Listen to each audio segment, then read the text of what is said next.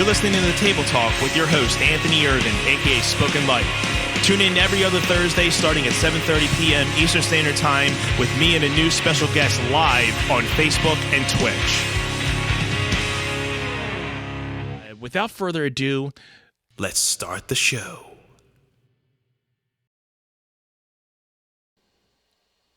Hey everybody, what's going on?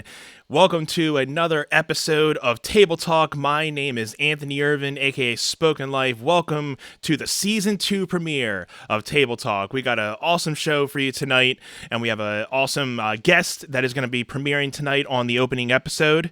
He is a very good friend, long good friend. We were just talking last night. We got to do a little bit of mock meetup with each other, and he runs a very well-known wrestling podcast that we'll get to talk about later in the show. He's a DJ, a singer-songwriter from South Carolina.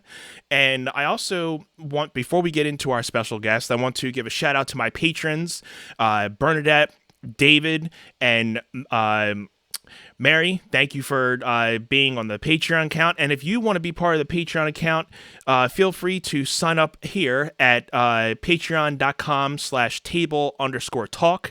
We will be posting some bonus footage from me and my special guest tonight right after the episode. So if you guys want to check out some extra content, I think there's about an extra little over 30 minutes of content there. So feel free to hit the link in the bio and the description of this broadcast tonight and check out the tiers that we have. There's some monthly exclusive content coming your way, along with bonus footage. You can get some audio downloads, and we'd love to have you there and join the private community. And also, I want to make a short announcement that we are also... You can find Table Talk now on Podbean, Spotify, and Apple Podcasts. So when you're on there, make sure to give us a follow on Podbean, Spotify.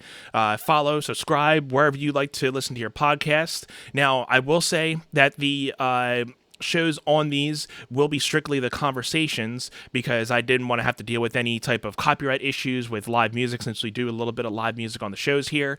So they will be strictly the conversation portions. However, we still will be putting the video portions up on YouTube, and you can get the downloads of the audio of either both or one or the other through Patreon. So feel free to subscribe, follow, and join the communities, and keep following the Table Talk community here.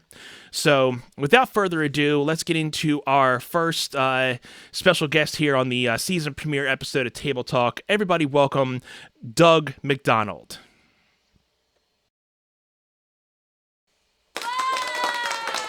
What's going on, my friend? Hello. How are you? I'm doing good. Yeah. Hey, everybody, Patreon, do the thing. Sign up. Go sign up for the Patreon here. Also, if you are checking out the podcast on Podbean, leave a 5-star review for Anthony. Why don't you? Yes. Leave a 5-star review. It Absolutely. helps. It helps. If you enjoy the show, leave a 5-star review. It'd be great. Yeah. It only takes, even if you just say wow. There you go. 5 stars. Wow. Yeah, there you go. Takes 2 Great seconds. Content. Great content. Yeah, of course. It helps wonders, and then it boosts your... Fantastic. Like we were just talking off air, like it boosts the algorithm and everything. We all love it. We all love it. We all love the algorithms. Sure. I'll help sell Table Talk. Let's go. Let's leave some reviews. And go. Let's go. Yeah, of course. I know the trade.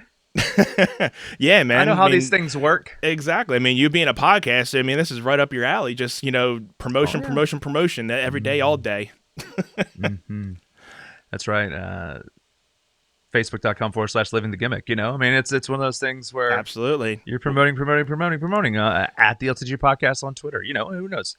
Yeah, we'll definitely be talking about a little bit of wrestling tonight. Wrestling. We'll be talking a little bit of wrestling, a little bit of music. Doug's got a lot of, jack of all trades, so we'll definitely have a lot to talk about tonight. But how about we get, a little bit of background about you, Doug? Sure. Thanks for having me on, man. I'm excited to be here. Absolutely. Thank you for being here. Yeah. I'm a nerd for all things music and pop culture and video games and streaming and all the things. So I'm excited to be here and be a part of it. I mean, I'm wearing a shirt that is half ET, half Earthworm Jim. I'm a giant nerd. So, I think, I mean, for me, being when I was a kid, I can't remember how many times I used to watch E.T. almost every day. I think it went back from from E.T. and The Wizard of Oz. I think they're the two top movies I was watching as a kid. I mean, E.T.'s a fantastic movie. We used to watch it all the time too. I mean, between that and the '89 Batman, those VHSs just got worn out when I was a kid. So, that too. I get it. Yeah, I'm a little kid from South Carolina, man. There weren't. If we were inside watching something, it was probably something like that. If not, I was outside playing in the yard, and riding my bike around the neighborhood, or down at my cousin's pool 2 doors down, like that. Like that's, we were always outside. So when we did watch something, it was basically me watching either taped cartoons from Saturday morning, because generally I had baseball games on Saturdays, but I would never miss X-Men the Animated Series. It was always taped on VHS, so that when I got home, I could Saturday watch morning cartoons, man. 92 X-Men. Yeah. So, yeah, I'm a big nerd. Again, my name's Doug McDonald. You can see it. It's on your screen. I am from Greenville, South Carolina. It's in the upstate of South Carolina. You know, there's 3 big sections: the upstates, the Midlands, and the coastal area, which we call the Low Country. And Greenville is the biggest city in the upstate. And then Columbia is our capital. It's the biggest city in the Midlands. And then Charleston is the biggest city in the Low Country. I am married. My wife is from Charleston. So she's from the biggest city in the Low Country. I'm from the biggest city in the upstate. And we try to stay out of the biggest city in the Midlands because we don't like Columbia very much. But hey, I love people in Columbia. Right. But y'all know what you are. It's hot. It's too hot. There's hardly any greenery. It's all asphalt. I'm not a huge fan of the landscape of Columbia. But and you were mentioning your wife also does podcasting as well, correct? She does. So this studio that we've built in our home here, I'm not the only one that frequents and uses it. It is also my wife's location for doing her podcast, which is called That Park Life Podcast, and it's a Disney podcast. So if anybody out there that's listening is a Disney fan, you should check out that podcast with my wife Beth and Greg. That Park Life Podcast. Check it out. Yeah, definitely give that some love. Check it out. I'm a for any collegiate people out there that know collegiate sports. I'm a graduate of Clemson University. We have won a couple of national championships of football over the last few years, so now people know who we are. Right. So my wife and I are Clemson Tigers, and we're daggum proud of it. And yes, I said daggum because, again, I am from South Carolina, where you don't hear a lot of Southern accent unless I say something like daggum. Yeah. And I just said it. So there you go. Yeah, don't, just like you were saying last night, you may not have like the typical Southern accent. I can throw one on if you want me to. Throw it on if you really want to. I know what it sounds like. I grew up with it. I know what it sounds like. You watch old home movies with me, man. It sounds just like this. But then you go to Clemson and you get a degree in broadcasting, and you lose it. I just kind of lost it over time. Tighten up the tie, professionalize. Well, it's not just that. It's just most people, when you're learning how to, I can throw on the radio voice if you want me to throw the radio voice on. I can do the radio voice if you want me to. I can get there in a heartbeat. If you want me to bring Doug McDonald here from the radio, like I can do that. Or I could just talk in my normal voice. But even when I'm talking in my normal voice, a lot of the Southern drawl has dissipated because you learn how to try to speak more eloquently. Absolutely. Yeah. Yeah. I think when I used to write out a lot of my words, I didn't even put G's on them. So it was like talking, riding, a lot of that. Now it's not that. And, we were saying, with talking music wise, we'll get off with a little bit of the music. And you were saying you had written about close to probably 900 to 1,000 different songs in your repertoire, but not saying that every one of them may make the airwaves or anything, but that's one thing that stuck out with me when we were first talking. That's pretty amazing that it's one thing some people may know that many covers, but having that much original music, that now is it now you can't really say, I mean, unless you really have, but 900 to 1,000 like complete, or just like either like, just a mixture of like, words, phrases, choruses, verses, and some maybe full songs. What do they kind of mixturize? They are absolute start to finish songs. We were talking yesterday a little bit about just different things, and somehow that came up. Yeah, I mean, I've been writing music again. You can see the gray in the beard. I'm not a young man by any means. I am established, is what I'll say. In songwriting. I mean, I started writing my own songs in probably 1999 ish. Mm-hmm. So we're looking at 22, almost 22 years of stuff that I've put together. Right. And I had a band, and we were writing a bunch of songs, and of course you may write 30 to 40 songs while you're preparing for an album, and only 8 to 10 of those get chosen, or 12. Exactly. Whatever. Right. So I have books and books and books Mm-hmm. of stuff, and or now with the phone, it's I have voice demos. I'm just like recording little voice demos and stuff. So beautiful little thing there. I'm not having to break out my old Fostex 8-track recorder. Yeah, right. To try to at least get a demo down.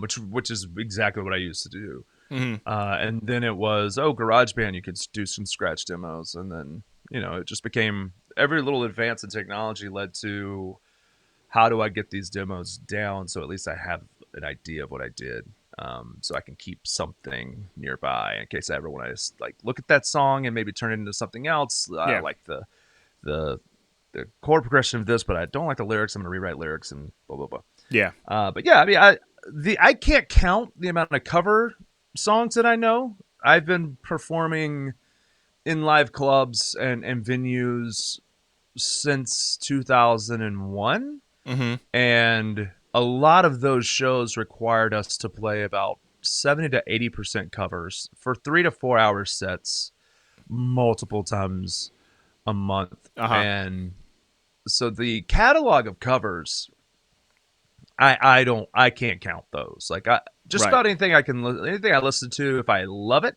I'm gonna learn it, and I'll have that in my arsenal to throw out at some point. And I listen to everything. I listen to a little bit of funk and classic rock and southern rock and hip hop and rock and metal. Break up all the subgenres. Some country. Like there's some stuff there, and just about every genre that I probably know. Right. So it's, when it comes to cover songs, I can't count that. But yeah, but ones that I've written, probably about 900 to 1,000, probably. I would say that's pretty accurate. That's pretty impressive. Yeah. Good. And like I said, maybe 150 have seen the light of day in front of people. Mm-hmm. Maybe. Because I got, for a while there, it was, I challenged myself to write a song a day. So if you're doing that for, think about 20 years, and you're trying to do that every single day, well, that's 365 a year. Mm-hmm. You'll get to that number pretty quickly. I think there was a span of 3 years where I honestly, even if it was the worst song on the face of the planet, I tried to write a song every single day. And that and just I think that's makes probably why I have so many. And that a lot of just them makes great. you even a better songwriter, because you think of like the day one from what you were writing, and then day 365. Sure. No matter what you think, that last bit of material is going to be way better than day one. So if anything, it's a challenge. And speaking of challenges, I knew I think it was within the last year that you did a 30-day cover challenge. You did a cover a day. I did. Yeah, so I got to check out a couple of those, and when we all got shut in last year because of the COVID-19 pandemic, it was hard for an entertainer. As you like, I have many hats that I wear when it comes to employment. One of which, of course, the first and foremost is singer-songwriter performer. I perform at least 2 to 3 shows a week on a good week. And also, I am a DJ and MC for events. So weddings and all types of different events. Like this week is tomorrow I have or this Saturday I have a retirement party I'm doing for some people, and it's great fun. I love doing it, and it keeps me busy from Thursday to Monday. The weekends are always slammed, and then of course there's some stuff during the week. And then I'm a podcast host. But the pandemic shut down the other two parts of my employment last year. So from March 16th, I mean, it's burned in my brain because I had a show on the 15th, and then everything shut down the next day. Yeah. March 16th through, I would say, June. I think I did my first wedding again in June. And I primarily did weddings. I still played one show a month at one venue in Greenville that really didn't shut down. They did a lot of social distancing, and I was far away from everyone. So I did play one show a month for the entire year outside of March and April where everything was shut down. Right.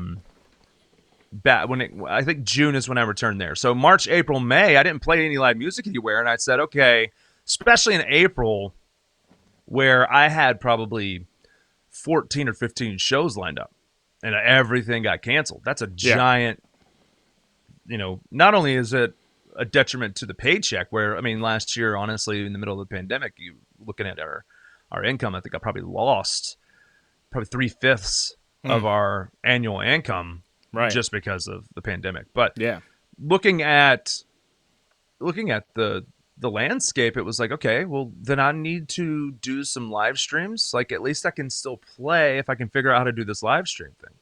Yeah. And then also, it just so happened that for I think 3 or 4 months before that, from like January through March, I kept seeing people throw up this hashtag 30-day song challenge graphic on all these social media accounts. And I was like, oh, what is this? And it was basically asking, what's your favorite, or what's the song that makes you the most emotional? What song makes you think about, like, what's the first song you think about when you hear the word rain? Like, there's a bunch of different things, and each day you're supposed to reveal what that song is for you.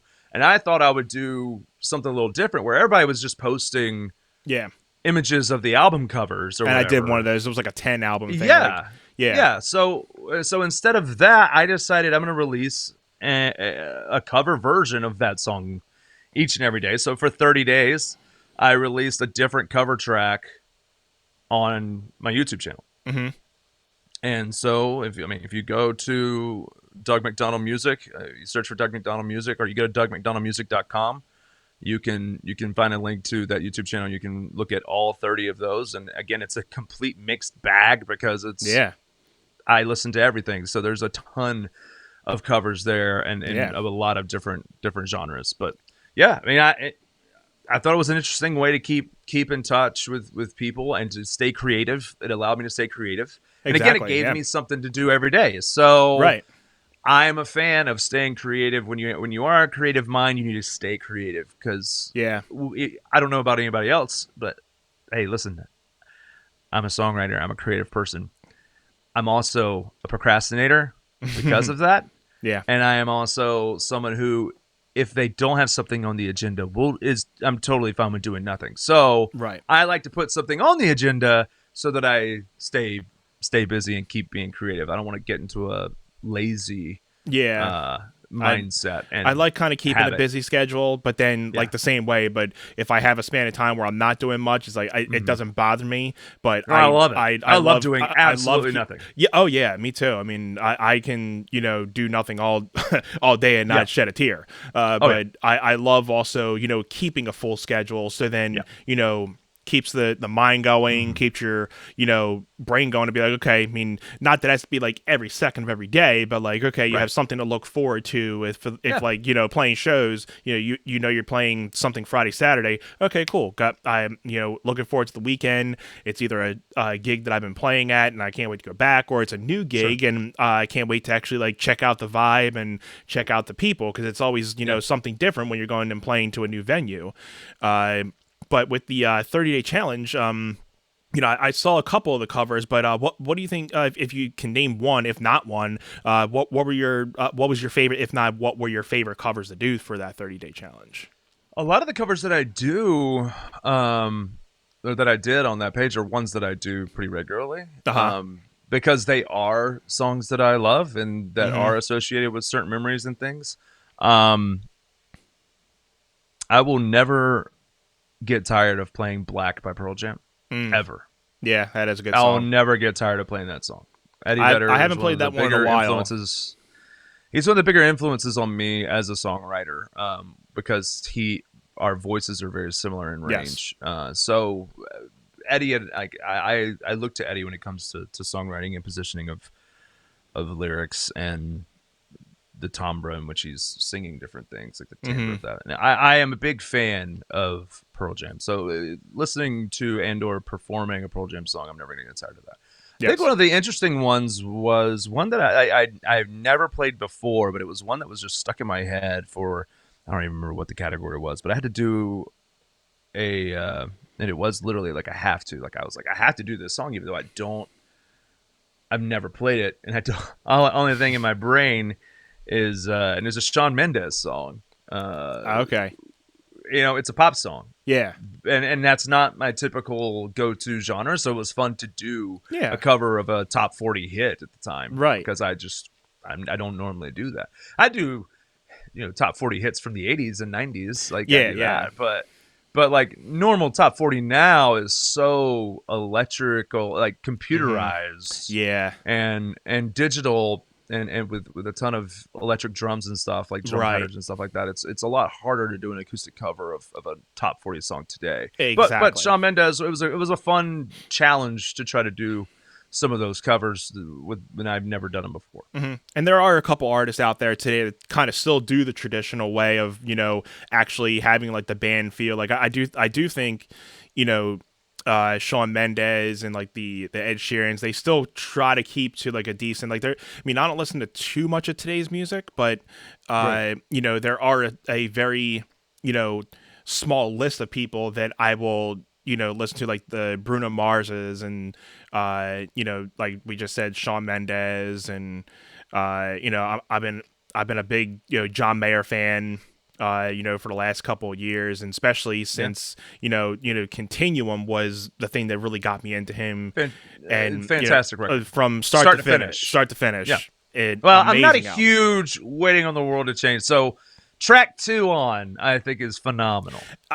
That song, yeah, "Waiting on the World to Change," it has I can do come without to, that one. yeah. I mean, I think I've worn out that song, Yeah. so that's probably a song that I don't necessarily have to listen to. But track 2 and on, that Oh, record's yeah. phenomenal. Oh yeah, yeah. There's Without a doubt. so much good stuff on there, and even the stuff that he's just coming out with now is incredible. And Yeah. I think my favorite cover that I did was with my wife. My wife hopped in and sang a Johnny Swim song with me called First Try. That is such a nice little bluesy, nice. groovy, nice little.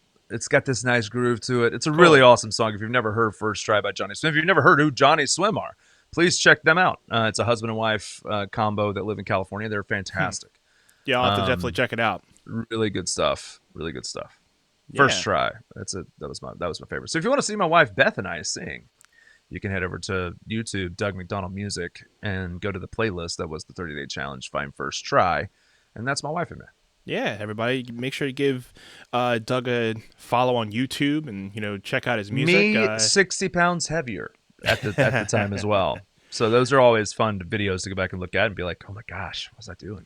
Right. I felt this COVID era was just, because everybody's home, and what else you gonna do? But you're gonna snack on foods, watch TV. Right, yeah. You couldn't really go nowhere. So and I was really big on my health for like the last half a decade, and like the first like 4 or 5 years, and then you kind of have that slump of like, okay, I don't even care about boiling chicken right now, and making rice and everything. I'm just gonna eat whatever is in front of me, because I feel like I've been dieting for like the last 4 or 5 years, and it catches up to you, and I'm one of the many people that can say that it really, it doesn't take it's not hard for me to gain weight, but it's very hard for me to lose weight. So Right. sometimes you have to kind of just, eventually look in the mirror and you're like, okay, you need to stop and like put down the cakes every once in a while, buddy. And, have a little bit of a protein shake to kind of restabilize your gut and your liver and everything. But you think about it too, it's like at least one of the things that saved us the most when doing meal prep and all that kind of stuff now, because we're very into that. My wife's lost almost 35 pounds since September. I've lost 60. And it's the air fryer. 2020, whatever you want to say about COVID, whatever, fine. 2020 was the year of the air fryer. It was the year that everyone said, okay, we're going to be on board with air fryers. I have And not I'm gone so that route happy. yet, but I've been hearing a lot of people doing a lot. You've got to. I've been hearing good things about it. Absolutely a game changer. Game changer. I'll have to invest in one and see what all the hype's about. It's definitely worth it. I mean, they're making full conventional ovens now with a 14-inch circular air fryer fan in the back of the oven, so that you can literally air fry like turkeys. Jesus. Like full on 18-pound turkeys can now be air fried if you get the new ovens with the air fryer in it. So it's again 2020. Thank you for making everyone say, "Hey, we're at home. Let's try these air fryers." Yeah, the air fryer revolutionary. Exactly. Very, very great tool that we own in our home. I mean, if anything, the pandemic has just been able to, bring out a lot of new things that we wouldn't even have time for if within the normal life we used to all live. That and even though everything that has happened is very sad. It's terrible with how many people have been lost, but sometimes I always think in the same way, like maybe we needed this reset, because we're so big on looking at our phones and on the internet, worrying about this person and that person, what they're doing. Like maybe this is something from sent above that we needed to happen on like some type of level to like reset our brains and like actually show what's important and what matters in life, because when you never know. I think you hit the nail on the head. I mean, I'm one that believes everything happens for a reason. I do think that this is, as awful as it is, a great reminder for folks. Like, hey, life is real short. Yeah. You're not promised tomorrow. Love the ones that you're around today and show them love. Treat each other the way that you want to be treated. And again, you're not promised tomorrow. So make the most of the time you have now. Don't waste it spending your time focused on what the person is doing on social media that you're trying to compare yourself to. Stop trying to compare yourself to someone else. Like, don't spend so much time tethered and attached to these things that don't matter. Right. It doesn't what my image looked like this week, or like how many posts did I make today on Instagram, and did I use the right filter or not? Should not be something that we're that consumed with. Right. And have I spent enough time with the people I love today? That's a good question to ask. Yes. Because like you said, all those Facebook, Instagram, Twitter followers that you have, are not going to care about you whether you're here or not. They're still going to live on. They'll probably say a couple things about you, like, "Hey, yeah, I talked to him one time," but nine times out of 10, not like those people are really going to cry over you too much. Unless you're some celebrity, but then again, it's the same thing. We lose a lot of celebrities. But how every day. real is that? You know what I mean? Like, how real is that? You knew that person from what? Now the beautiful thing with art, like you're writing music, you're making art, and art lives on for sure. I mean, I think if we're being honest with ourselves, yes, we're writing songs that come to our minds, come from our hearts, come from our desire to tell stories. There are different things that compel us to write a different song. Like each song, like this one may be because I suffered a heartbreak, and that's what comes out of here. This one may be I read a story online, or I read a story in a newspaper, and it prompted me to want to tell that story musically. I heard from so and so that this happened, and so I wanted to use that as an anchor for a story. Like, there are plenty of different things that lead us to write different songs. Right. And even though we're writing them either for ourselves or whatever, there's still this universal thing that even if I like, this is an incredibly personal song for me. Mm-hmm. Like, I had a record that was released in 2019 called X's and O's, which you can listen to on Spotify and Apple Music and Uh-huh. Amazon and Google Play, all those places. There's a song in there called Better Off Without You. And I've had so many people reach out and they're like, thank you for writing that song. I needed that. Like, I needed to hear those words, like, because of this divorce or, this, like, blah, blah, blah. And I'm like, it wasn't even written, obviously I had a personal reason for writing it, and it's about conquering addiction. But, like, for me, like, I was an addict before. So, like, conquering addiction is what that song means to me. And then I had a friend who's like, was going through an abusive marriage and got out of it. And she's like, hey, thank you for, like, I just am attached to this song right now because I've finally gotten out of this abusive relationship and blah, blah. And I'm like, it's interesting. Art will keep living on and people will interpret that art however they want to interpret it, even if you didn't write it to mean a certain thing. And so, like, I can see how those that you may never meet that somehow find your music can attach themselves to you and or that song, and so you have a place in their life. I mean, I've never met, or I don't know Jimi Hendrix, right? But, like, I wouldn't be sitting here today talking about music if I had not encountered Jimi Hendrix in 1997. So absolutely, there are things that matter when it comes to the art. But maybe we don't idolize the artist as much. Mm-hmm. Maybe that's something we need to slow down on. Yeah. The celebritization of folks, like treating people as celebrities instead. Let's just appreciate the art. Yeah. And just like more. A lot of people, like, with the word celebrity, it kind of is like a dull term, I guess, in these days and ages. Because, when you take the label of celebrity off somebody, they're just a regular person. So sometimes you forget that they're just a person like you and me. They just might be more recognizable in somebody else's eyes than you and me. But 9 times out of 10, they wake up and go to bed just like you and me. And, from an artist standpoint, they do the same thing. And, they might just have more people that listen to them, where you and me, we're not even, in an existence in their eyes, but we're doing the same thing as them. We're writing music because we love to write music, and it would kind of be the same thing for them. If they would probably be doing the same thing if they didn't have the millions of followers that they did, but maybe not every single musician, but for some of them, they do it because it's what they love to do, and it either it keeps them sane. They need to do it just for their mental health, or just for a million reasons. And they love the fact that they could probably sell out Madison Square Garden, but they would probably have the same amount of feeling if they played for 5 people in that same garden versus 30,000. So I mean, immediately I go to Dave Grohl and Foo Fighters. Like, he just wants to play music. Yeah, doesn't matter where, just let him play. Right. That's how I feel too. But since we're on the fact of music, Doug, do you want to set up and give us our first song tonight? Sure, absolutely. Yeah.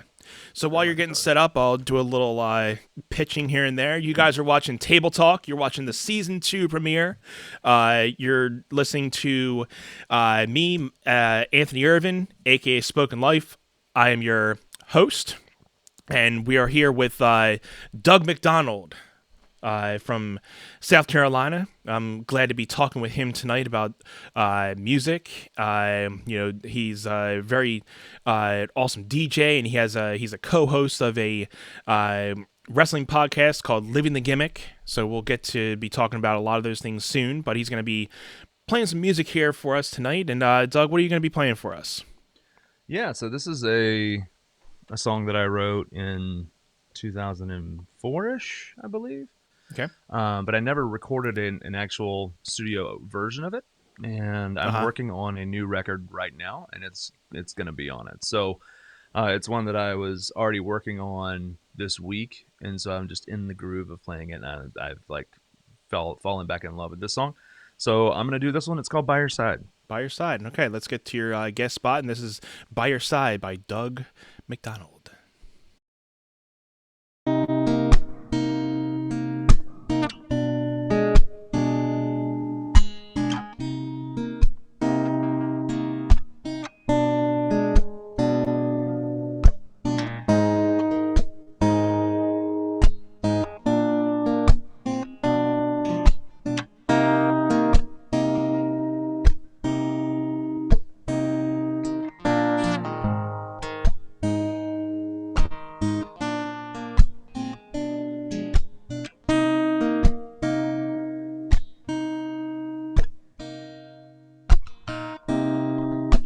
Let me believe. Let me breathe. Yeah, yeah. Bring me back to you again.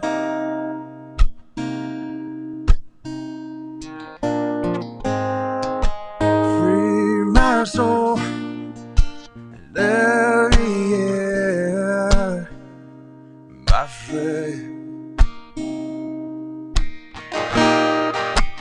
Turn your light to the sky. Remember my lips, saving our life. Come home, come home. Let me be by your side. Yeah.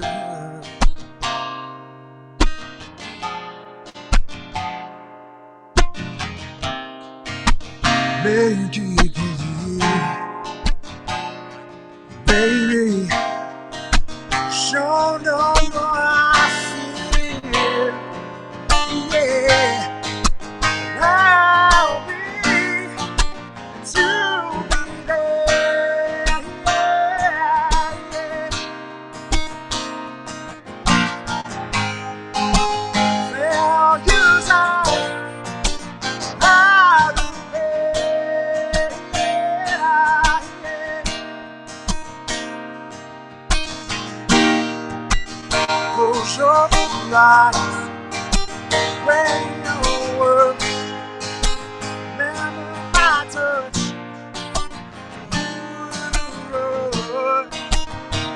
Come home, come home.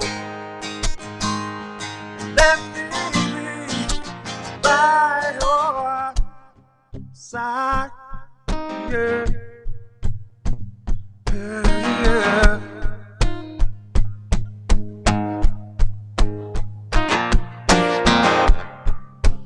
Always keep the door wide open. Always keep the door wide open. Always keep the door wide open. Always keep the door wide open. Always keep the door wide open. Always keep the door wide open. Always keep the door wide open.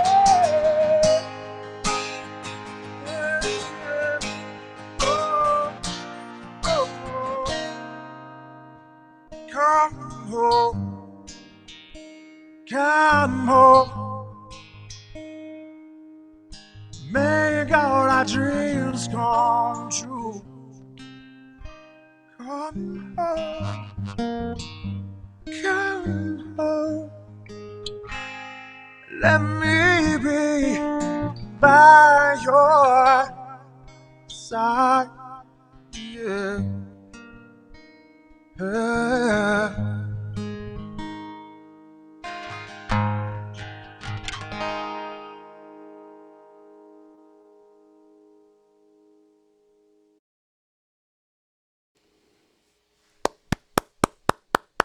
Very nice, my friend. There you go. Thank you. I like that Yeah, one. got some sinus stuff going on. So the first time launching into that high note, I was like, ooh. I couldn't tell. going on right It seemed like you were you were doing good, my friend. I gotta say, appreciate I really dig your voice. Thank you. It's Appreciate very that. unique. I don't. Yeah, it's really hard to lump into a genre or anything like that for me. So that's the hard part about what we do.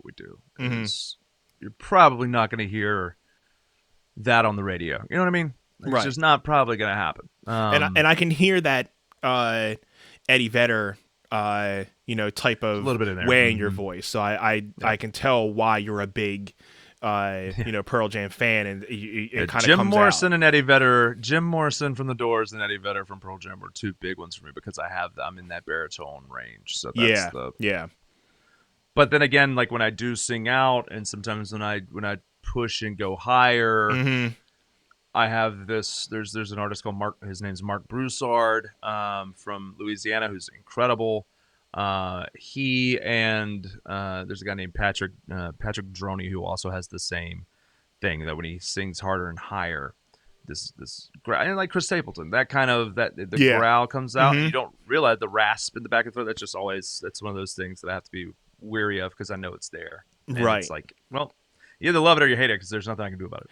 Exactly. And I've never been the biggest vocal strong person as one. I've always been a guitar person myself. That's always been my biggest strength. So And I'm starting the at and that's always been something that I've dealt with, trying to find my voice. And we were talking last night, and I was telling you that me playing covers actually helped me learn better how to sing and play, and with song structure, but just learning how certain songs, and then learning other people's music, how those songs adapt to my voice. You learn what keys are good for your voice, and Right. which songs that are portraying your voice the best, and ones that are kind of pushing your voice. But knowing that sometimes pushing your voice is it shows a different level that you may not have seen in your voice. But then you also have those songs that are like, okay, this is definitely way out of my range, and it's like something I probably shouldn't be doing, but it kind of sounds just good enough where you can still portray it, and you're not sounding too horrible. Yeah, so like when you're talking about doing cover songs, and I did it, where I did the high part and the middle part. But like if you go to the 30-day song challenge on YouTube that I did Hunger Strike by Temple of the Dog. So you're having to do the I don't mind stealing bread from the mouths of Decadence, which is fine. I can do that fine. But then you have to do the I'm going hungry.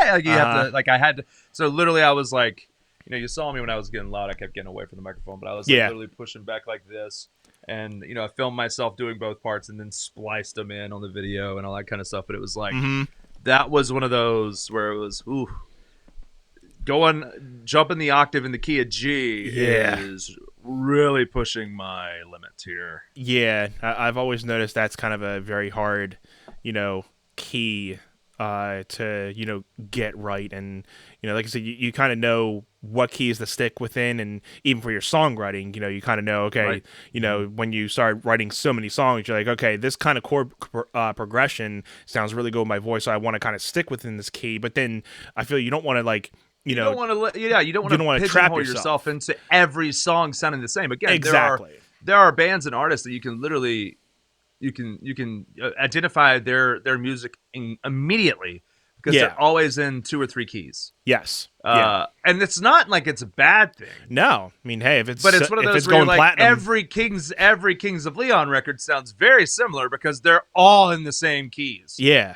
Those songs are all in like the keys of either A, B, or E. They're all in that same scale. Yeah. So every now and then you might get a song in D from them, but most of the time, and one of my favorite bands from South Carolina, Need to Breathe, like they typically stay in the keys of G or A or D. Like that's just where they're at. Sometimes they'll slide to a C. hardly ever are they in the key of E, which they just released the song in the key of E. I shouldn't say that, but they're mainly in like Barry Reinhardt's voice is typically suited for that A, B flat, D range, which is sort of similar to me. Like when I'm writing a song, I'm usually falling into the B flat or the A range. That's typically where I like to sit. Mm-hmm. Yeah, I from past kind of looking at different key changes, because I music theory was never really a big thing for me when I was starting to play guitar, and I'm just getting into it now and kind of learning a little bit. And I can't read music. I can read drum music. I can't read guitar music though. The only thing Did you play drums in band or something? Like, I did. You know how to read the X's and stuff? Okay.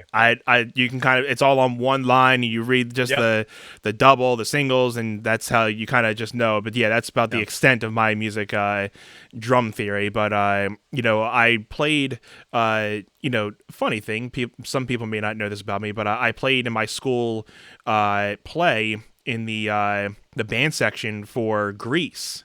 And it was a funny thing because, I couldn't read music at that point, but, the sheet music had the chords on it. So I'm like, all right, well, I know chords. So I can do that, right. I can just strum the chords and just play along. And that's what I did.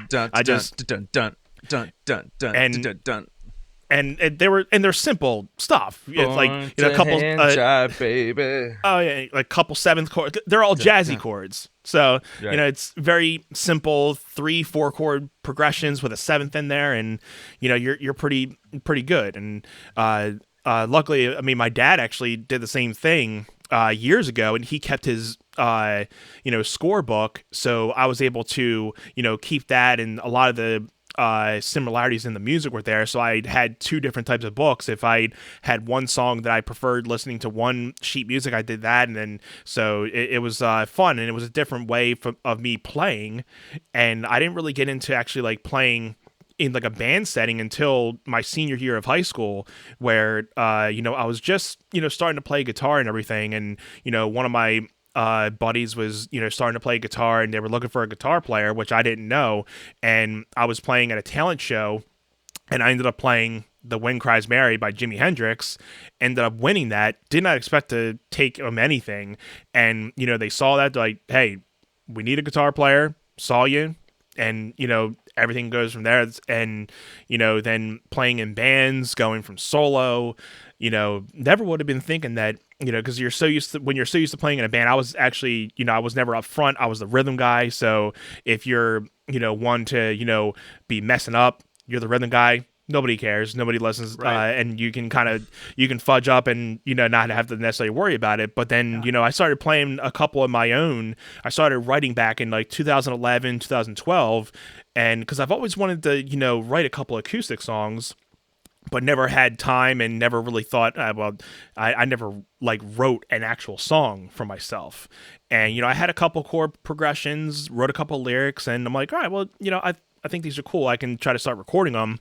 And then I'm like, crap, I got to start playing this in front of people. I've never played in front of people by myself. And then played a couple open mics, got my confidence up, started playing my own shows, and, then that whole thing, going through the original music scene, then going to the cover music scene. So it's been a wild and interesting and fun ride with playing music over these years.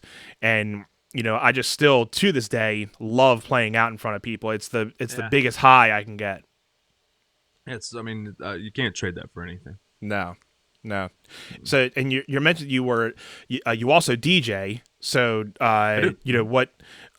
what made you? Was there a certain thing with DJing that made you like, hey, I want to actually start doing this out, or is it kind of just like, hey, saw somebody doing this, and now I want to do that too? No, so a buddy of mine that I went to high school with, who tethers all the way back to the story of like, I was so blessed in high school to be introduced to a lead guitar player. So I'm a rhythm guitar player, and I was so blessed to be introduced to, I honestly believe this too, one of the greatest guitar players that's alive today. There's not many people, especially in South Carolina, that has the ability to do what this guy does. His name's Jacob Johnson. I would recommend anyone listening to this look up Jacob Johnson on Facebook. I'm going to actually find his actual plug so that people can actually go find him on Facebook. He is one of the greatest guitar players I've ever heard. And I lucked out in being introduced to him to be a part of, like, he just wanted to start making music. And I was 16, he was 14 or 15 at the time. And he was obsessed with Stevie Ray Vaughan, and I was all about that. So we learned a bunch of like Pink Floyd and Doors and Stevie Ray Vaughan, like bluesy covers, of course, Jimi Hendrix and others. Like, so you want to go to Jacob Johnson Tunes, TUNES.com, or on Facebook. It's the same thing. Facebook.com, Jacob Johnson Tunes, TUNES. Check him out. Listen to his work. And if you're not blown away, I'm sorry. Something's wrong with your ears. He's incredible. And I got to play music with him for 9 years, which was just a blessing. And our drummer, Kenji McKenzie, our bassist, whether it was Brent Vest or then Justin McKenzie, like, we had such a blast playing together. And our first show, which was myself and Brent and Jacob, and we played it as a 3-piece where I played bass, Jacob played guitar, and Brent played drums. We played on, so the guy that owns the company I DJ for, Sean McGordy, he's actually a top 40 radio DJ in Greenville, on our biggest station in Greenville. Radio Shorty is his nickname. He owns this company, Premier Party Entertainment, in the upstate. And when we were in high school, we were both juniors in high school, and we got asked to do entertainment for our, like, a pep rally one night before our big rival high school football games. So our first show in front of people ever was at this pep rally when I'm a junior in high school. And Sean and his buddy Jamie had gotten these, like, 1991 cabinet speakers that you would normally have beside your television that you took banana clip wire, like, cabling, like banana wires, like home theater stereos, like home theater speakers. Yeah. And they brought 2 of those and had them tethered to a CD and tape deck. And they were DJing. That was Sean's, like, big first DJ thing. And then we hopped up and played an hour set. And I can tell you right now, it sounded atrocious. But we had a lot of fun. And so we kept doing it. But, like, that guy is the guy I work for now. And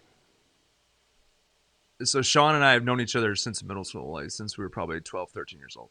That's awesome. In 2017, when I said, I'm not doing 9 to 5 anymore. Like, I'm not doing 9 to 5 work. I'm going to play music. I'm going to write music. I'm going to produce music. I'm going to help others produce music. I'm going to do this podcast full time. I'm going to make money doing things that I love instead of things that I hate. And he offered, because he knows, like, again, I have a degree using my voice. I can turn on the voice for an MC, baby. Like, I can turn that radio voice on when I need to, when I have to, and get paid for it. So why not go and be an MC and learn how to DJ big events? And so the first little bit, the first year or so, I was learning how to DJ. I've listened to every genre my entire life, so I can cater the night based off of what I'm already seeing from everybody else's musical taste. Plus, we meet with people beforehand and discuss it. And so I've come to be pretty good at it, and I enjoy doing it. But the main thing for me, because we do have some, like, nationally known DJs that work for our company as well, who get paid a lot of money to come to DJ events and stuff. Right. And I'm the guy that gets put as the MC for them because I'm the well-known MC guy. So, like, that's that's the talent that I really bring to the table for this company. Plus, I do also do live music and stuff for the company. When somebody wants live music at an event space or anything like that, like I go do that as well.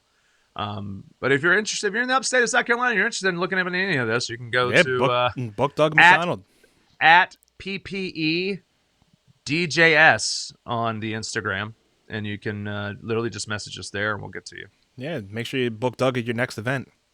Sure, why not? Yeah, I'll come talk. Yeah, man. And or DJ and or play music. There you go. So I'm gonna get a song going, and I think we're gonna talk a little wrestling after. So sounds great. I think I'm going to play one that I always enjoy. I haven't really played too much original music out at my gigs lately, and not that I haven't really wanted to. It's just, I think sometimes you get so caught up in playing so many covers during a show, you forget you have your own music, and it's the best way to kind of promote yourself, because you throw a couple tunes out there and you get a couple people to be like, oh, okay, he's playing some good music, then you throw your original out there. Yep. Which you don't necessarily always have to be like, okay, this is an original, because sometimes that can just scare people off sometimes, like, oh, okay, I don't want to listen to your crappy original, just keep on playing Wagon Wheel all night. But I love playing this one because it's one of my most personal ones, and it kind of portrays a little bit of more like who I am, being not necessarily an outgoing person. I'm more of like a shy person when it comes to like talking, and it's kind of funny being like a podcaster, because you have to kind of have that outgoing spirit. And like I was mentioning to you, that doing this podcast has definitely made this type of weakness into a strength for me, to be able to carry on a conversation and not always allow somebody to let me, or having to have somebody else carry the conversation for me, but learning how to carry a conversation as well. So, this is a song that's kind of been able to show that, being shy and also looking out for others before yourself, although it has its perks and its downfalls, but, you always got to learn to also help yourself before you can also help each other too, because if you are struggling yourself, how can you help other people? So you always got to, in a selfless way, you always got to think of yourself as well before trying to, help others. And even though you're in good spirits, but if you're in the wrong spaces, you can say the best things, but if you're not believing in them, people are going to pick up on that right away. So this is a song called Shell.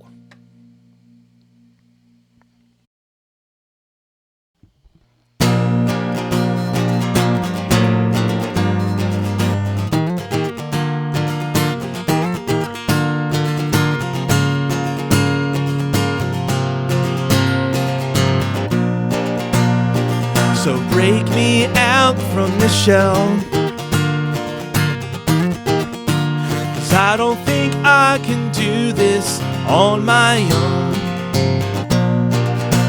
I can't control my disquieting thoughts. How does this come from a man with a cheerful heart? I aim to please the world for myself, 'cause I'm scared to death of the outcome, fear of what they'll think of me. Slow down and enjoy life, there's no cause for alarm.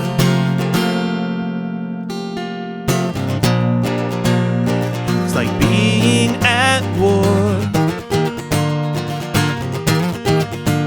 constant battle of frustration on the inside. But is there a method to this madness?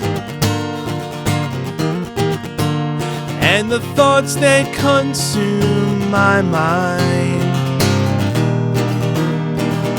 Ooh, ooh, I will find my way. Ooh,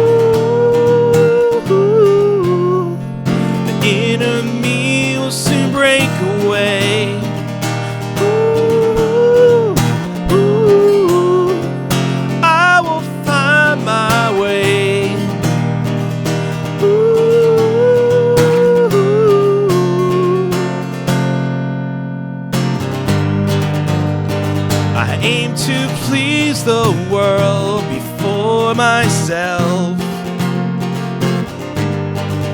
'Cause I'm scared to death of the outcome, fear of what they'll think of me. Slow down and enjoy life, there's no cause for alarm.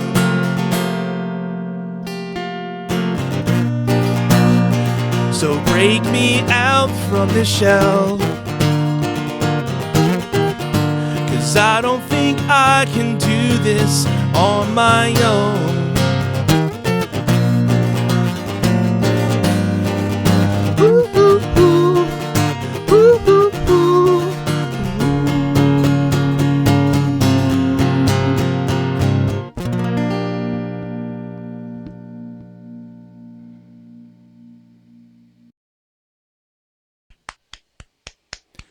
Thank you very much. Word. Thank you.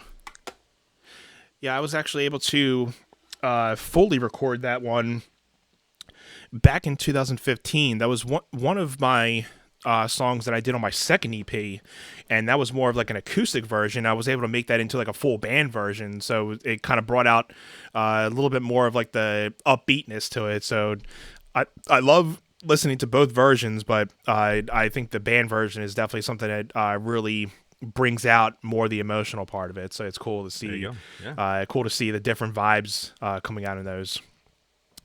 But yeah, so let's talk some wrestling, Doug. So you have a podcast called Living the Gimmick. It is. And it is co-hosted by you and John Alba. Jonathan Alba is his name. Yes. And when did you guys start Living the Gimmick? In a couple weeks, it'll be 6 years that we've been doing it. We will hit episode 300 in 3 weeks. That's a lot of episodes. I mean, it's crazy how this has actually landed, where we're hitting 300 episodes. I mean, we've done more than 300 because we've done some that aren't in canon to the podcast episode order. Right. So in total, we've probably done 320 something, but 300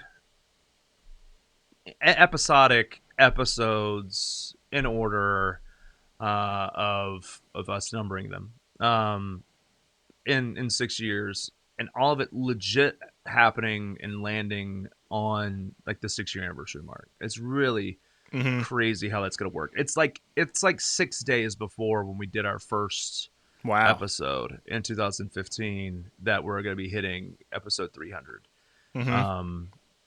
We've done a lot of things. We've had a lot of different formats. We've had a lot of great guests and big names in the business come on the show. And we've had a great time going and being a part of different live events with different people and being able to get in-depth relationships with other great members of the media in that realm of space. Right. And we've had a blast doing it. And again, I think this all stemmed from, I was the senior editor of a website called WrestlingRumors.net from 2013 through 2015. In 2 years, we sold the website to now a conglomerate of people, whoever that is. I really don't know who all is behind that now. It doesn't matter to me.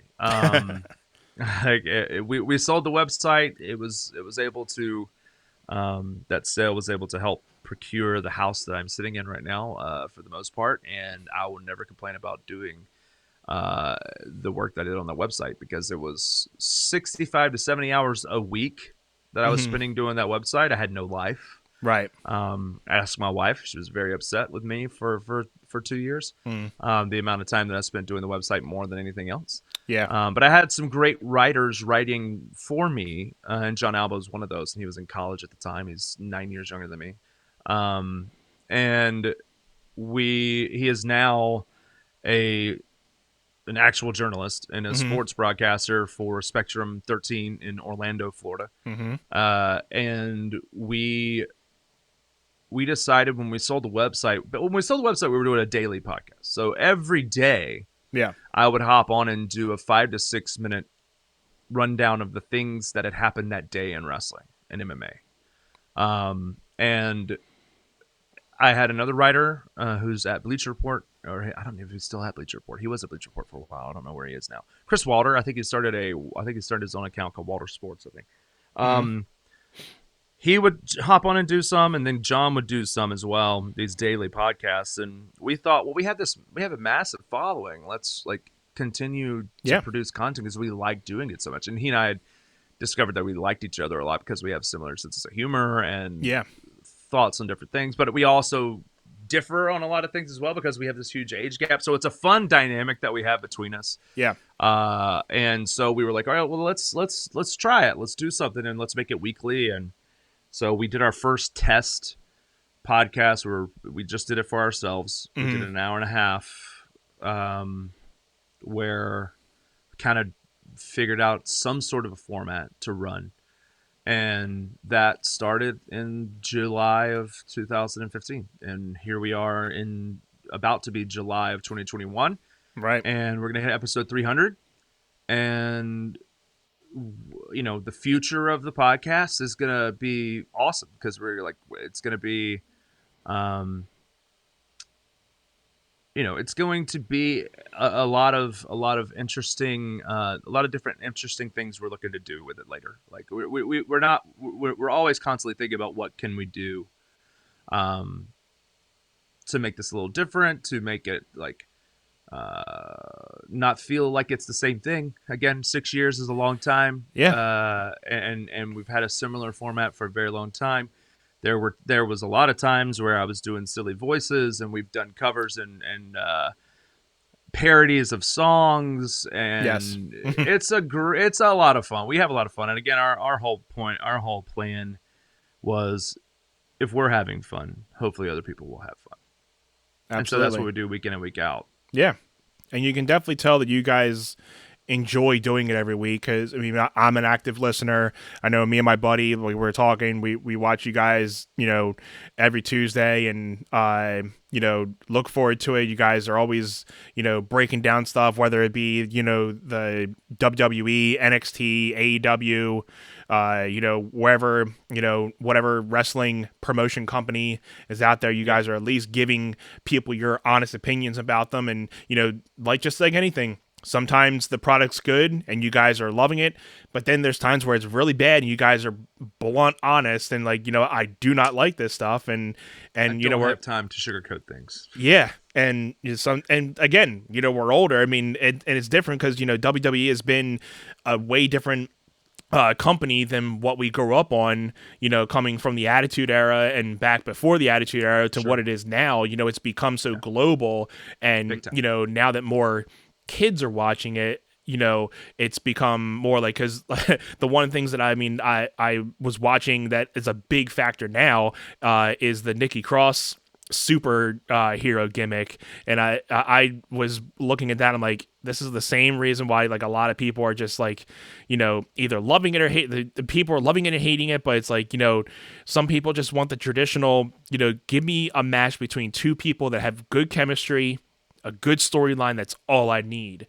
I mean, the gimmicks and everything are great, but when it's like something that's just like, you can tell the wrestler's not into it, and you're like, okay, I'm trying to keep myself interested in it, but it's just like not having it for me. And I've been through a lot of WWE watching it when I knew it was pretty stale, but at least something in that 3-hour time frame was keeping me interested to watch. And since Mania, it's been like on and off for me. Like it's either like, hey, I'm not missing anything. I can always go on YouTube and watch the recaps of something if I wanted to just watch something very quick, but it's like, I'm not going to watch 3 hours of it, and when I could be doing something different with my time.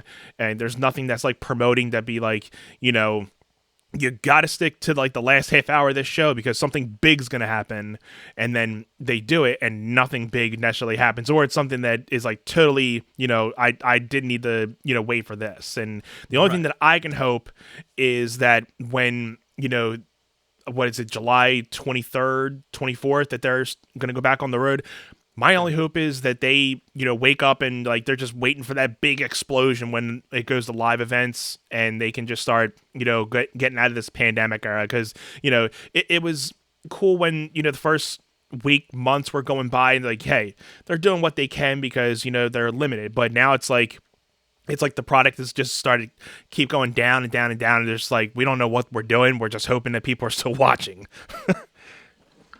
Yeah, I mean, I could go on a diatribe here, but it's the thing with WWE. It's just real. Like, in my opinion, I think it's trash television. Yeah. And hey, if you guys want your honest opinion, what Doug wants, go to the Patreon account, Patreon Living the Gimmick, and you'll hear a big scoop about what Doug and John have had to say. They had a great episode this week, so yeah. Sure. I mean, it's they can't make up their mind between trying to cater to 6-year-olds and or committing murder on camera. Like there's plenty, they've done plenty of storylines in the last 2 years where people have either tried to commit murder or have actually legit on your camera committed murder, where they've lit someone on fire in the middle of a ring and had them lay there burning for a good 10 to 15 minutes on screen. So I can't, it's not, obviously I still have to watch it and pay attention because we do. Oh yeah, look at Bob was saying, Doug gives his opinion on WWE TV. that is true. Absolutely true. Bob, who's hanging out here, that is one of our producer patrons of the show. Bob, hey, how you doing? Thanks for being here. Thank you for watching Table Talk, my friend. Yes. So yeah, I mean I think it's trash TV. I still enjoy wrestling. I still enjoy when things are good. I don't like watching those shows.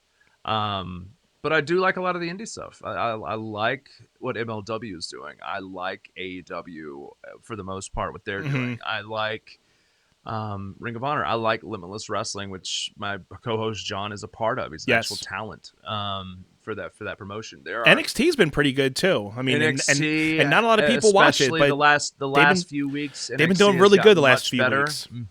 Yeah, I've been actually switching my Mondays to Tuesdays lately, and I've been a lot more happier.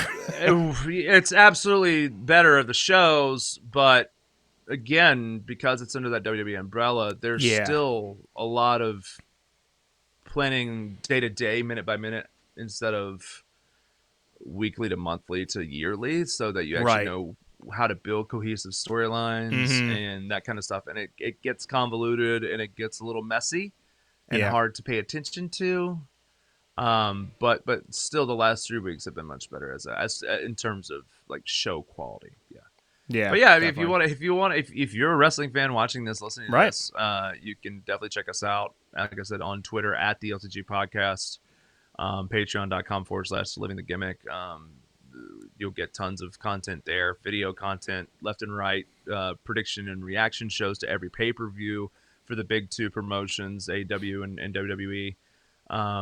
As well as if you want to be in one of the watch along tiers, we actually watch a pay-per-view from the past together every single month. Very nice. And hang out for 3 to 4 hours and do that together with all of our patrons too. So there's a ton of content there. Like I said, we're about to hit a big milestone with 300. So that's where we're looking right now. And you guys just did 297 this past week, correct? So 297. We got 3 more episodes, 3 weeks coming. So if you guys, like I said, if you guys are wrestling fans that are watching, subscribe to the Living the Gimmick Patreon account, and check them out online. They have a lot of good information every week, and I guess I'm not being biased to myself, even though I'm a listener, but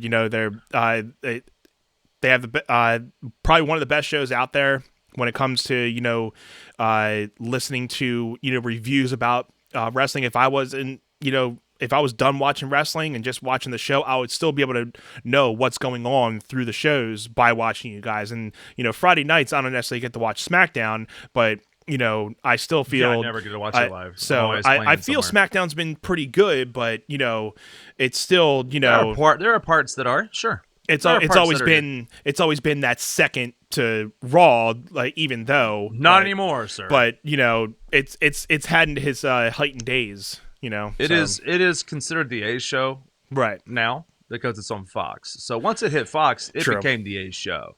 Yeah. It's better. Also, I mean, it's only 2 hours instead of 3. Yeah, so instead of going 3, better. it's only 2, so that's It's a lot better. but man, in my opinion, when out of 100, I would give Raw a 30. Mm-hmm. SmackDown's at like a 45, 50. It's better, but it's still Right. not perfect. Yeah, exactly. And Yeah. I don't think anybody's necessarily looking for perfect, but it's like a good storyline Just is entertain very me without making me feel stupid. right. Like, just a entertain good me without making storyline me is feel very stupid. hard to come by these days with the company. It's like they and then the fact that they bring somebody in and then just totally like make you believe that they're doing something with somebody and then just totally squash them. So it's like I invested my time and now like I was the biggest Bray Wyatt fan of this new Fiend thing. Well, they set him on fire. That too, and I was like, once he revealed himself, I'm like, they're going to F this thing up because I'm so hyped on this. They're going to F this up, and they set him on fire, and I think they just dealt him the belt too quick. And once he got killed by I was about to say Gilbert. That's what Goldberg. That was the downfall. That was the biggest thing. Yeah. That was the downfall of everything that started. And I just think what do they do with him now? Even if he comes back, what is the point of coming back from this? Because you totally killed him at WrestleMania.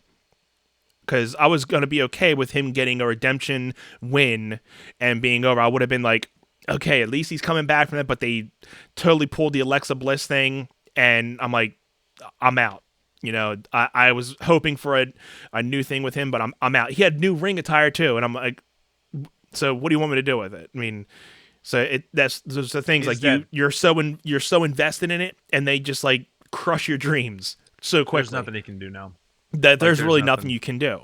And even if he does come back, I mean, you're going to have people like, oh yes, he's coming back, he's good. But to the average, listener, like, I mean, do I care? Yes, but not as much as I used to. No. It's cool. I'm glad he's still, doing his thing, but it's not the same hype anymore. It's they had a good thing going with him, and they just and again, sometimes you can't really blame all on creative, but it's because I know Bray had some creative things, but creative does play a good role in that, and the fact that I don't know what they were thinking. I don't know what they were thinking with half the stuff. That whole thing is 100% non-creative. Like, that's 100% on Vince McMahon, without a doubt. Yeah, and they booked him that way. That's why. And I just don't know what they were, unless what was going through Vince's mind, the fact that, we'll just, we're going to build him up to being this big, fearful creature, but he's going to lose 9 out of 10 of his next matches. Like, how are you supposed to build a big guy like that? But then again, he's like selling merch off the shelves, but you're making him lose almost half the matches. So it's like, how can I invest somebody with that type of build? Yeah, it's you're damned if you do, damned if you don't with that right. kind of situation. It's really hard. Exactly. Real hard. Yeah. But on to one of the newest sections, and we've been doing this little spin wheel, Table Talk spin wheel. So we have, if it's going to come up for me. Yeah, here it goes. So, Doug, we have 3 different topics, a top 5, this or that, or a topic question. We're going to spin this wheel, and whatever it lands on, that will be our topic of the night. So let's give this a spin. Let's go. I'm used to. We do one on our podcast every week. So this or that. This or that. Okay. So this or that. Finally get to do my little bump there. So this or that is a game where we pick 2 different categories or 2 different things, and we pick which one we like better. We have a couple different it's like a speed answer type thing, and then we kind of just do our little discussion. You'll do it, I'll have my own questions for the same thing, I'll have my own answers. Okay. And people in the chat, people are watching now, you can have your answers in there too. So let's go with we'll do about a couple here. So first one, morning or night? Night. Tea or coffee? Decaf. I can't. I like both, but Right. coffee, I can't do caffeine with my heart thing. I had a heart attack. Yes. In Yeah, December, so that's I feel like, understandable. And the fact that yeah. caffeine does nothing for me anymore. I felt that I've taken It so used to do much. nothing for me either Yeah, because I drank so much of it. I've taken so much of that Cellucor C4 in my day Oh that yeah, yeah. I think my body has no effect on caffeine. I can drink like 3-4 cups of So coffee and be wide awake and like go to sleep. It does not bother I me. used to drink so much caffeine it wasn't even funny. My wife and I detoxed from it for 30 days. Mm-hmm. 30 days in 2013. And then I had a cup of regular coffee and I was wired for Right. like 8 hours and I was like, what is happening? Right. So since then I have stayed away from caffeine. So we're coming up on 18 years of not drinking caffeine really. It does wonders for your body. I mean, if people, I mean, it's one, and that's half. I tell people all the time, like if you cut out some of your sugar in your diet, you're gonna lose about that 5-10 pounds that you want. You know, it's the little things that if you cut out, you're gonna lose. Because everybody's always like, well, how can I lose it the fastest? You cut out one little thing, you're gonna drop. Even if it's water weight, you're gonna drop it real quick. You know, Watch So, your sodium. yes, that too. So it's like this. It's the smallest things, and it's it can be. A lot of people make it complicated, but it's sometimes the most smallest things that you just got to cut out of your diet, and you can lose it pretty quickly. And it's the matter of keeping it off and learning how to make that a lifestyle. And I've always told it's the lifestyle of these like different next fab of like weight loss tools and stuff. But like these things don't teach you how to live a lifestyle of healthy living. Right. They just teach you how to diet for a certain amount of time, and then once you get off, you're like, okay, what do? I guess I'm gonna go back to eating bags of chips every day because I don't know how to live in it. So Coffee, decaf. there you That's go. my answer. TV shows or movies? TV shows. TV shows. I'm wife very and I torn. I'm constantly very binge torn TV by that shows. one because I love my movies, and I am too. And I mean, I don't have too many TV shows that I watch. I mean, I guess series would be. I mean, would you put series in the same thing as a TV show? I mean, I guess not. But I mean, I guess they're Like a TV somewhat. series? I guess like if you had like I mean, I guess TV shows like a Game of Thrones, it's series, TV shows, Sure. but same thing. So I mean, because I love my Game of Thrones, Dexter's, and all those. Yeah. But then movies. I mean, I love my comedies, love my action ones. So it's very hard. I guess it really just depends on the day for me and what I'm into. Yeah, I mean, the only reason I answered TV show. I mean, my wife and I both love both genres of screen, but we have sitcoms and shows that we constantly rotate through and watch the full series of. Like we will start watching something together and we'll blow through the series in a matter of a month or so because we watch it while we're at home almost the entire day. So like Seinfeld and she loves Friends, so we're going through Friends again right now, and The Office and Parks and Recreation and New Girl, and like we'll go through all these different shows more. If I'm Reno 911 is now on HBO Max. We'll go through Reno 911, Chappelle Show. Oh yeah. Like we'll go through all these different things. Curb Your Enthusiasm. Those are shows that we constantly have on rotation that we watch through. That's awesome. But like movies, yeah, I think we love too many movies to try and pick a movie. We'll sit there and sort through for 30 minutes trying to find what movie we want to watch. Like that's the hard part when you're when you have subscriptions to like 5 different streaming networks. You're like, okay, well, what's on this and what's on this and what's on this? What do you want to watch? But like, we'll immediately just go to the TV show after we've looked for a movie for 30 minutes because we know we're going to love the TV show. So that's what usually happens. So, Superman or Batman? Batman. Superman's the lamest superhero on the face of the planet. Anyone want to argue me?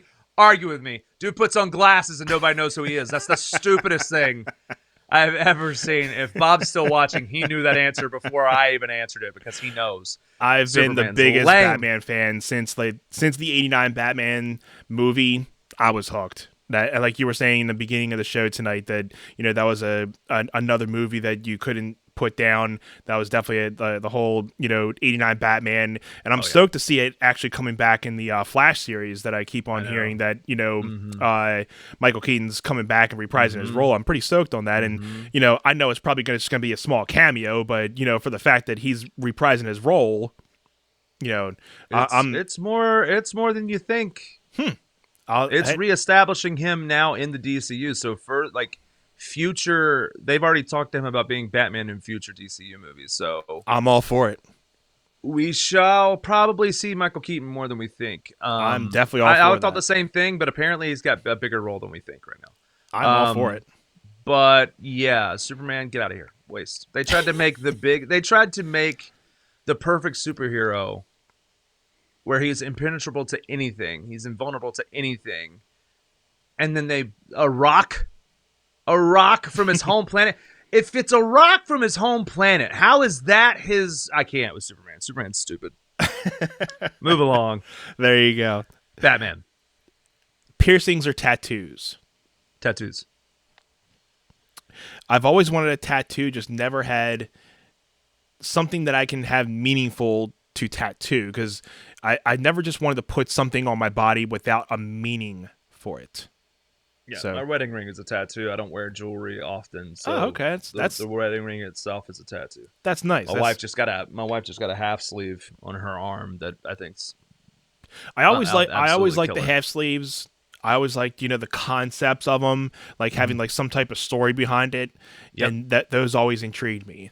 And I don't think I'd ever be able to do that with the job that I have, but I always intrigued in people's story that they tell just from those different sleeves and the full sleeves and stuff. So they're very interesting to me. Absolutely. Piercings. I mean, I had my ear pierced before, but I recently took that out. I'm like, I sometimes even forget it's in there. So yank I've never had a piercing. I think it was just more of like, well, everybody else is doing it when I was a kid. I'm like, so I'm just gonna do it. And then to the point, I'm like, why do I even have it anymore? So yank out of there. Bye. See ya. And in that thing, you can get rid of a piercing a lot faster than a tattoo. But true. Yes. It's less painful. But I would definitely love to get a tattoo. Hopefully one day. Being warm or being cold? Cold. I'd rather be warm. Hate being hot. Now, you know how people have seasonal affectiveness disorder in the winter? Like people say that they have, they're obviously the acronym for that is SAD, and people are like, I'm sad in the winter because it's cold and I miss the sun and it's gray and blah blah right. blah. My wife and I, that's our we both absolutely live for that. Now we live in South Carolina, so the cold is only in the 30s. So so we hardly ever get too cold. Even. Yeah. So our cold is what we like to be. But she lived in Colorado. She lived in the snow, on a she worked for a ski lodge. She loves all as cold as you can get it. She'll gladly be a part of that. I just, unless I'm on a beach, I hate summer because of how daggum hot it is. And that analogy is the same way that I feel about the cold. If it's not snowing, I hate the cold. If it's snowing, I'm okay with it. But if it's not snowing and it's cold, freezing, I hate it. If I'm not near a body of water that's cool so I can jump into it and cool off, I hate being hot. Yeah. Hate it. And I guess it comes from me being a summer baby, so that kind of helps too. But then again, the same way, I love the summer, love the heat, but when it gets over 100 degrees, that's when I'm like, okay, you can cap it off now. You can kind of keep that down. I mean, I don't need to be... That starts in May for us. Yeah. So and we've already gotten a little bit of heat around here too. 85 degrees. It's 85 to 95% humidity, and it is, it can get over 100. So it's brutal. I would rather, as long as I'm at a pool or the lake or near the ocean, I'm totally fine. Right. With the heat. But other than that, I'm not a fan of the heat. And I am doing all these weddings and events and stuff outside at these barns and venues and stuff, and just soaking through all of my clothing, my suits, and all that kind of stuff all year. I just, no. I would rather be cold. There you go. Long drive or long walk? I've just gotten into where I like to walk a lot, but long drive. My wife and I love road trips, so. long drive. There's something about, driving for me too. Like I like, and I don't know, it's kind of been like the last couple of years for me, because usually we will go up to my wife's cousin's place up in the Poconos, and it's about like 2.5 hours, but it's a good, decent drive. But like you see the changing of the atmosphere, like, the mountains up there. So it's like very, different from living in the suburbs. But like the long drive up there, it's like, very peaceful, totally different atmosphere, so quiet up there, and it's a trip that I usually look forward to. But on the contrary, with long walks, I mean, walking in like a park, or just kind of going for a decent walk to just kind of clear your mind. Yeah, that's another awesome thing that is always fun to do as well. So I mean, I would probably say 50-50, but if I had to actually pick one, I would probably say long drives as well. Yep. Mm-hmm. I do like two more. Christmas or Halloween? Oh, see, now you've hit something where I don't know what I can pick. Halloween, probably. Beth and I decorate our house for Halloween on September 1st. And we have our decorations up for 2 months. And then on November 1st, literally on November 1st, we switch from Halloween to Christmas. And then we have our Christmas decorations up for 2 months. So yeah, we love both holidays. We decorate for both holidays. I mean, one of the things for me, it's like, if I'm pulling the Halloween decorations off, we've got to get in the attic to put them up. I'm just going to go ahead and bring the Christmas decorations down. Oh yeah. But also, like, during our celebration of Halloween, which lasts for 2 months, we watch a scary movie a day kind of thing. When it's Christmas, we watch a Christmas movie a day kind of thing. Like, that's something that we do together, and it's something that we love doing together. I'm going to say Halloween. Bob was saying, Doug has to be Halloween. Surprised that it wasn't more. Yeah, I'm going to say Halloween for sure, but like we love both. So yeah, I gotta say I love both too. My wife is a big Christmas fan. Like, she goes all out for Christmas. Me, I love Christmas, but when I was a kid, loved Halloween, loved dressing up, loved everything about it. Now, I'm not a scary movie person, but I mean, I always got to, and hey, people hate me if you want, but I love the the Michael Myers series that always starts. Love watching Michael Myers, the Freddy Kruegers, Jasons, all those, and here and there'll be like a little more freakier movies out there that I'll watch, but I was never the go to a haunted house type Halloween person, because I've never been that type of person. I hate being scared. But I love the fact that Halloween, just getting into the Halloween, dressing up mood and all that other stuff. Christmas, love, the atmosphere, because everything, obviously Christmas brings all the, happiness and everything around. It's a good time of year. And plus, being able to, celebrate it with our son this year was a totally different aspect of it this year. So we, first thing for him, getting to, put our platform up, because it was a tradition that my wife's father had, and we've kind of molded that into our family tradition. So it was cool to kind of show him the platform and that what we do, because she's kind of the same way. Like that almost the day after Thanksgiving, we start putting up all the Christmas stuff, take all that Thanksgiving stuff, because I always feel in the last couple of years, people don't really take Thanksgiving as serious as what they really used to. It's just more of like, hey, we're just going out to dinner. It's just a dinner now, Yeah, I mean, Thanksgiving for us has always been we do a meal with our family and talk about what we're thankful for. Like, we've always done that, but it's never been we don't decorate the house for Thanksgiving. Yeah, and just leave out the Christmas stuff, the Halloween stuff. Yeah, so I mean, and then the Christmas stuff. We had the Christmas stuff up in November, so.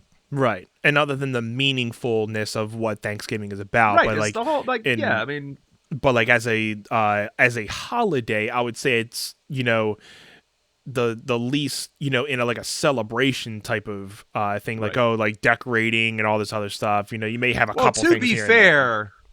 To be fair, in the United States education system, you are taught that Thanksgiving is a celebration of the first meal happening between colonists who are raping and pillaging land from Native Americans and the Native Americans in which they are raping and pillaging the land from. Mm-hmm. So you know, Mm. I I mean, we can get into history and all that kind of stuff, but like if you right. want to get into the thought of like being thankful for things, absolutely. We should be thankful and acknowledge our thankfulness and appreciation for each other Uh, more than just one day a year. You know what I mean? right. You know what I'm Exactly. saying? It's kind of Not like just on the the same thing. day. Like, we have like Mother's Day and Father's Day. Like, it's not only just one day you should be celebrating your parents. You should be celebrating them every day for everything they've done. But it's just a specific day that you can be like, hey, I'm going to give you a little extra, praise to be like, thank you for this and thank you for that. Yes. So I think it's the last one. Let's go with money or fame. Your fame, don't those go hand in hand? Probably. I guess. Uh, I guess you can't. I don't have a lot of either, so I don't know what you're wanting me to answer here. Right. Yeah. These kind of things came to my head, so I kind of had a lot of these because it's kind Yeah. of jolting. Let's X that one. Let's do boat or plane. For leisure, boat. For travel, plane. Okay. Yeah, and I don't get to go. I don't get to go on many boats these days, but I do travel for my company here and there. So I do a lot more flying here and there. I mean, since COVID, not much, but I was doing a little more traveling. So I guess I guess I can kind of agree with your answer. You have your likes for going on a boat, and you have your likes for flying, and I guess they both have their pros and cons to them. Right. Yeah. Absolutely. Yeah. So that was an extended version of our this or that segment, Yes. and yeah, so we've been talking a lot here, Doug, and I really appreciate you being on here tonight. It's been great to finally actually get to meet you and talk to you about your music, talk a little bit more about the podcasting and DJing you do. And, I was told by you that you are thinking about, you are in the process of making a new album as we speak, correct? I am. Do you want to touch a little bit on that as a little last segment for us tonight? Sure. So I did a song that I'd written back in 2004, 2005, earlier. Mm-hmm. That's going to be on the record. The record's going to be called "Give Me Your Love," and the title track is a brand new song that I wrote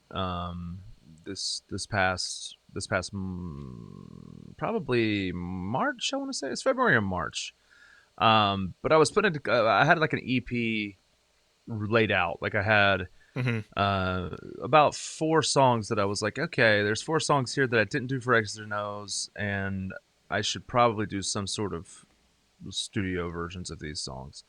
And then I wrote that one, and then I wrote 2 more, and I'm like, okay, well now there's 7. What do I do? Do I do a full record? Do I do an EP still? Do I do 2 EPs? What do I do?